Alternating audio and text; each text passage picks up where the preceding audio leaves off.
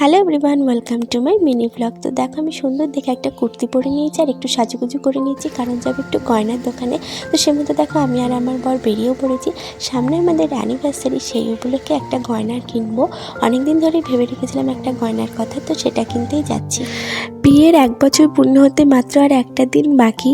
কিভাবে যে কেটে গেল একটা বছর বুঝতেই পারলাম না। হাসি মজা খুশিতে বেশ ভালো একটা সময় কাটালাম দুজনে মিলে। আমরা গয়নার দোকানে আমরা চলে এসেছি, এখন আমরা ভেতরে ঢুকবো। মনের মতো পছন্দসই গয়নাটা কিনে নিয়ে চলেও এসেছি। আর এখন আমরা বাড়ি যাবো, আর গয়নাটা আমি তোমাদেরকে পরে দেখাবো। আজকে সত্যি আমার আনন্দের শেষ ছিল না, আমি ভীষণ খুশি ছিলাম। আর গয়নাটা নিয়ে এসে আমি বাড়িতে প্রত্যেককে দেখিয়েছিলাম, সবাই বলেছে খুব ভালো, আর আমারও খুব পছন্দ হয়েছে। গয়নার সাথে সাথে আমরা একটা গিফটও পেয়েছি। এখন আর খুলে দেখাচ্ছি না, কাল যখন বলবো তখন অবশ্যই দেখতে পাবে।